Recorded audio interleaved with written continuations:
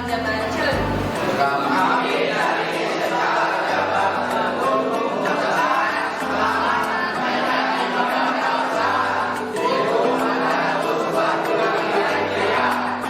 Assalamualaikum warahmatullahi wabarakatuh. Saya Windy Nurrohmanto, siswa dari SMK Al-Jabar Ciledug, mengucapkan selamat berpuasa 1443 Hijriah. Semoga puasa kita diterima oleh Allah Subhanahu wa taala dan lancar segala-galanya. Amin. Assalamualaikum warahmatullahi wabarakatuh. Alhamdulillahirabbil alamin. Wa bihi nasta'inu ala murdunya waddin. Wassalatu wassalamu ala asrafil mursalin wa ala alihi wa sahbihi ajma'in. Amma ba'du. Kami memperkenalkan diri, nama Tony Rastoni dari SMK Al-Jabar Ciledug, guru VAI, yang insyaallah untuk pertemuan yang kedua ini dengan tema Isra dan Mi'raj. Mari bersama-sama untuk meningkatkan iman dan takwa kepada Allah dengan takwa yang sebenar-benarnya, sehingga dengan nilai takwa ini kita bisa mempunyai kekuatan untuk beribadah kepada Allah Subhanahu wa taala, yaitu ibadah puasa di bulan Ramadan. Selawat dan salam marilah kita terlimpah curahkan kepada junjungan Nabi besar kita Muhammad sallallahu alaihi wasallam berserta keluarganya, sahabatnya, dan tak lupa kepada kita semuanya selaku umatnya. Hadirin Al-Jabar TV yang berbahagia, menjelang daripada Isra Mi'raj atau keberangkatan Nabi Muhammad SAW dalam menunaikan syariat Islam, yaitu nilai dari asli Isra Mi'raj itu adalah sholat 5 waktu. Sebelum itu, ketika Nabi Muhammad dirundung duka, atau istilahnya adalah Umul Husni atau Amul Husni, tahun duka cita. Karena apa? Karena ditinggal oleh istrinya yang tercinta adalah Siti Khadijah, dan ditinggal pula oleh pamannya adalah Abdul Thalib. Nah, dengan adanya dua sosok yang dicintai ini, Nabi Muhammad dirundung duka, artinya lama dalam perjalanan di rumahnya ini karena sangat kehilangan orang yang disayanginya. Allah Subhanahu wa ta'ala menghiburnya dengan memberikan suatu amanah kepercayaan kepada malaikat Jibril yang untuk menghibur Nabi Muhammad, yaitu dengan melaksanakan suatu perjalanan yang sangat jauh. Nah, di sini adalah perjalanan yang sangat jauh itu, yaitu adalah Isra dan Mi'raj. Kalau kita lihat daripada pengertian Isra Mi'raj itu apa saja, ada dua bagian tadi, Isra dan Mi'raj. Isra artinya perjalanan di malam hari. Isra menurut bahasa adalah perjalanan. Mi'raj artinya naik, atau Mi'raj itu naik pakai tangga. Nah, ini. Nah, ketiga di perjalanan di suatu malam, tempatnya di mana sebelum terjadi suatu perjalanan yang diperintahkan oleh Allah yang sangat jauh, malaikat Jibril ini diutus oleh Allah untuk pergi ke sorga. Sementara Nabi Muhammad SAW ini berada di Masjidil Haram untuk menunggu malaikat Jibril. Bagaimana malaikat Jibril di sorga? Ternyata malaikat Jibril ini mencari buruk. Kebetulan buruk-buruk yang ada di sana, ada buruk yang sedang sedih. Buruk yang sedang sedih itu ingin ketemu manusia yang ada di dunia. Buruk yang sedang sedih ini nangis. Tiap harinya ingat kepada manusia yang ada di dunia. Kemudian ketika malaikat Jibril menanyai, "Wahai buruk, kenapa kamu nangis? Kenapa kamu diam?" "Ya, saya ingin nunggu manusia yang ada di dunia." Ternyata yang ditunggunya adalah Nabi Muhammad Sallallahu Alaihi Wasallam. Akhirnya ketika itu malaikat Jibril mengatakan, "Nah, sekarang pergi bersama saya ke dunia untuk menemui Nabi Muhammad SAW yang berada di dalam Masjidil Haram." Selanjutnya malaikat Jibril bersama dengan buruk turun ke dunia. Akhir sampainya kepada Masjidil Haram, dan di Masjidil Haram Nabi Muhammad SAW sudah nunggu. Ketika itulah Nabi Muhammad diperintahkan oleh Jibril sholat sebelum menjelang daripada keberangkatan perjalanan jauh menunaikan ibadah di Allah. Nabi Muhammad melaksanakan sholat sunnah 2 rakaat. Setelah sholat sunnah 2 rakaat, kemudian Nabi Muhammad dikasih air minum, yaitu minum air Zam-Zam yang diambilnya dari bejana yang dibikin dari emas. Setelah kemudian Nabi Muhammad SAW melaksanakan sholat, kemudian minum air Zam-Zam yang diambil dari bejana emas. Akhirnya malaikat Jibril mengatakan, "Sekarang mulai engkau melaksanakan Isra." Tadi udah katakan bahwa Isra itu perjalanan. Kemudian di depannya sudah hadir yang namanya buruk. Buruknya berwarna putih sehingga keledai, tapi lebih besar daripada buruk. Nah, kemudian berangkatlah Nabi Muhammad SAW bersama malaikat Jibril bersertai buruk. Apa yang dituju sebelum menuju yaitu ke Masjidil Aqsa? Nabi Muhammad bersama malaikat Jibril yang dituju adalah kota Madinah, atau disebut dengan Yasrib.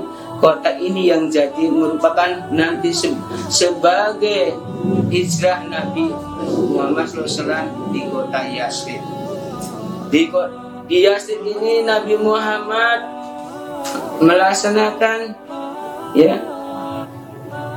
artinya melaksanakan sholat sunnah 2 rakaat sebelum sampai kepada Masjidil Aqsa. Setelah melaksanakan sholat sunnah 2 rakaat, dilanjutkan pula Nabi Muhammad pergi menuju Maidan. Maidan itu adalah tempat di mana Nabi Musa dikejar oleh bala tentara Fir'aun. Tempat peristirahatan Nabi Musa waktu dikejar oleh tentara, yaitu tentara Fir'aun.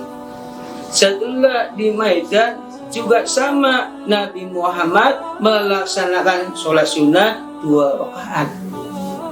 Setelah melaksanakan sholat sunnah 2 rakaat, Nabi Muhammad juga melaksanakan, yaitu pergi mendatangi Bukit Tursina. Apa yang terjadi di Bukit Tursina? Apa keistimewaan daripada Bukit Tursina itu? Ternyata keistimewaan dari Bukit Tursina adalah tempat di mana Nabi Musa menerima wahyu dari Allah Subhanahu wa taala. Juga di Bukit Rusina Nabi Muhammad SAW melaksanakan sholat sunnah 2 rakaat. Sesampai dari Bukit Rusina, Nabi Muhammad SAW berserta dengan malaikat Jibril pergi ke Bethlehem. Apa yang terjadi di Bethlehem? Apakah di sana ada suatu keistimewaan? Ternyata di Bethlehem juga, yaitu adalah lahirlah Nabi Isa alaihissalam, tempat di mana Siti Maryam melahirkan anaknya yang bernama Isa al-Masih. Nabi Muhammad SAW juga melaksanakan sholat sunnah 2 rakaat. Setelah mengunjungi berbagai tempat-tempat yang dikerahmati oleh Allah Subhanahu wa Ta'ala, selanjutnya Nabi Muhammad SAW dari situ langsung menuju yaitu Masjidil Aqsa. Kemudian di Masjidil Aqsa di sana sudah ditunggui oleh para nabi-nabi terdahulu sebelum Nabi Muhammad SAW. Hadir di sana kayak Nabi Adam, Nabi Musa, Nabi Isa, Nabi Idris, Nabi Yusuf, dan semuanya hadir di sana di Masjidil Aqsa. Ketika Nabi Muhammad SAW duduk di tengah-tengah para nabi, Nabi Muhammad SAW menjadi imam semua para nabi ketika berada di Masjidil Aqsa. Lantas bagaimana setelah Nabi Muhammad SAW melaksanakan sholat berjamaah sebagai imam daripada para nabi terdahulu? Setelah itu Nabi Muhammad SAW disuguhi oleh malaikat Jibril berupa minuman, yaitu 2 minuman yang disuguhi oleh malaikat Jibril. Apa 2 minum itu? Ternyata yang pertama adalah minuman susu berwarna putih. Yang kedua adalah minuman yang bernama arak. Ternyata Nabi Muhammad SAW memilih minuman yang pertama, yaitu susu. Dikatakan gambaran dari ikhtibar Nabi Muhammad meminum susu, maka Nabi Muhammad, umat Nabi Muhammad tidak akan tersesat karena tidak minum arak. Nah ini. Setelah kemudian dilanjutkan pula yaitu Mi'raj. Mi'raj adalah suatu perjalanan yang jauh sekali dari bumi sampai ke langit. Pengertian Mi'raj itu adalah tangga yang dilalui bagaimana? Itu langsung pada waktu itu tangga dari langit ke bawah, yang ujung-ujungnya yang ada cagaknya nusuk ke langit. Tangganya nusuk ke langit. Kemudian dari mulai itulah Nabi Muhammad bersama dengan malaikat Jibril menuju tangga yang diliwati itu, sampai akhirnya Nabi Muhammad terus naik dan akhirnya naik ketemu di sana di langit pertama. Di situ tidak terbuka karena ada yang jaga. Yang jaganya siapa? Adalah malaikat penjaga langit. Malaikat penjaga langit bilang, "Kamu siapa? Kenapa kamu datang ke sini?" "Saya Jibril. Saya diutus oleh Allah dengan perintah untuk mengantarkan Nabi Muhammad SAW." Dan siapa sebelahnya? Sebelahnya ini adalah Muhammad yang diutus oleh Allah. Itu apa yang dikatakan oleh penjaga langit atau malaikat penjaga langit. Sesudah itu kemudian dibukalah pintu langit yang pertama oleh penjaga langit atau oleh malaikat penjaga langit, dibuka. Setelah dibuka langsung masuk di langit yang pertama. Di langit yang pertama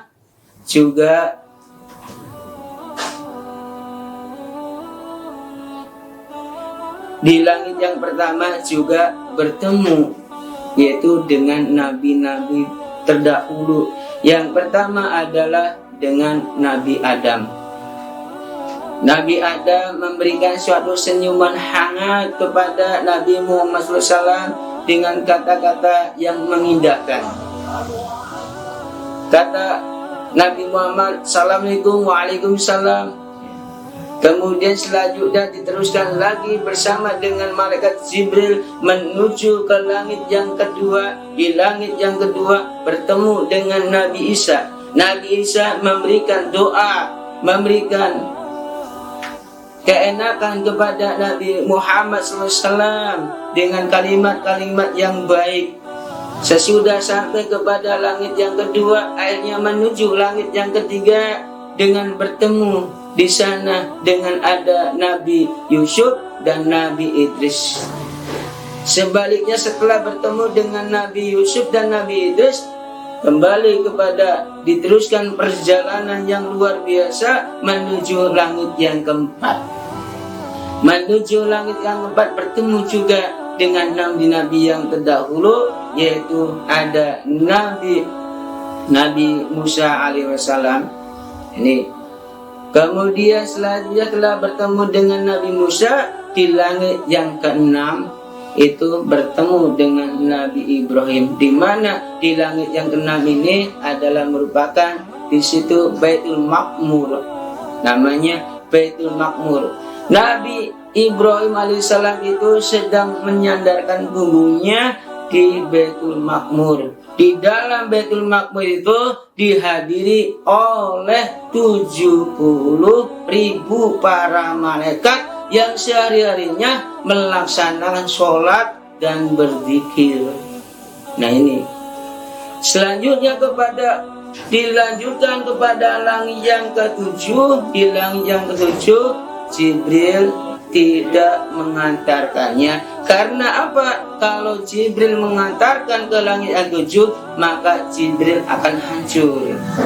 Di langit yang ketujuh inilah Nabi Muhammad dengan sendiri berangkat di hadirat Allah Subhanahu wa taala di sana. Tadi dikatakan bahwa perjalanan di Baitul Makmur itu di sana ada yang namanya 4 sungai. Di atas langit ada sungai. 4 sungai itu, yang kedua menghubungkan sungai menuju surga, dan juga yang lainnya menuju ke arah surga pula. Itu sungai yang dilihat oleh Nabi Muhammad SAW pada waktu di Baitul Makmur. Setelah kemudian Nabi Muhammad berada di atas langit yang ketujuh, Nabi Muhammad mengatakan dengan kalimat-kalimat yang baik kepada Allah dengan kata-kata, yaitu adalah kalimat-kalimat ya, semoga Allah merestui kehadiran saya, semoga Allah yang memberikan hal-hal yang baik kepadaku, hingga kemudian Nabi Muhammad bertemu dengan Allah Subhanahu wa taala, yaitu di Baitul Muntaha, langit yang ketujuh. Apa pengertian bertemu? Apakah secara langsung ngobrol? Tidak. Ya, artinya di sini Nabi Muhammad ketika berjumpa dengan Tuhannya, yaitu di belakang hijab. Bukan secara langsung kayak manusia ngobrol. Kemudian yang dilakukan oleh Allah Subhanahu wa taala kepada Nabi Muhammad SAW yang menyatakan, engkau datang ke sini akan menerima suatu hal yang penting untuk manusia yang ada di dunia, yaitu dengan melaksanakan sholat selama 50 waktu.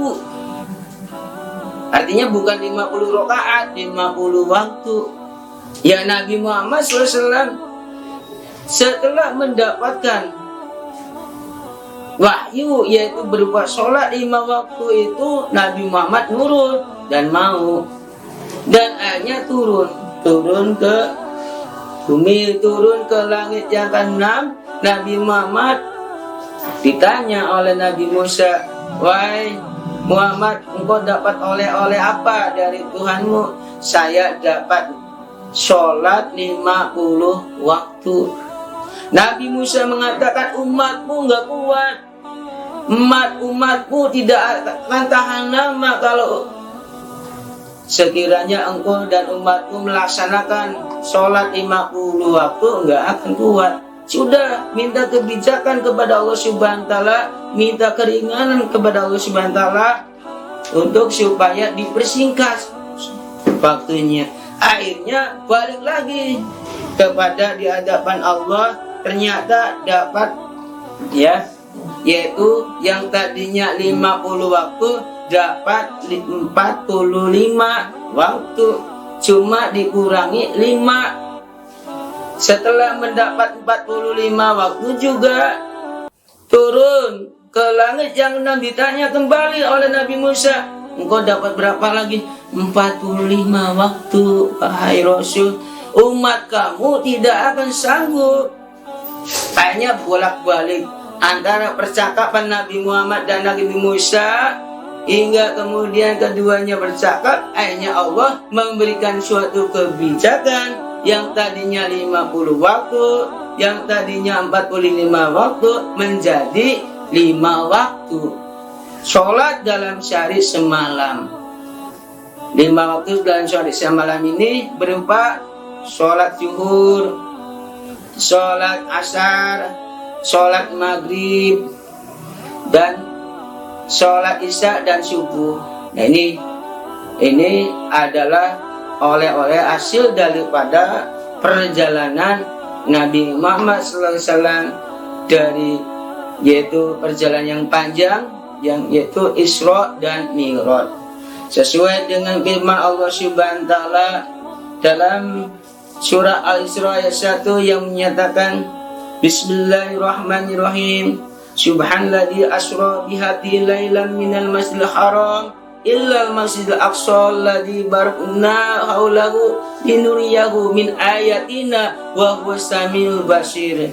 Yang artinya, Maha suci Allah yang telah memperjalankan hambanya pada suatu malam dari Masjidil Haram ke Masjidil Aqsa, yang telah kami berkahi sekelilingnya agar kami perlihatkan kepadanya sebagian dari tanda-tanda kebesaran kami. Sesungguhnya Dia adalah Maha mendengar lagi Maha mengetahui.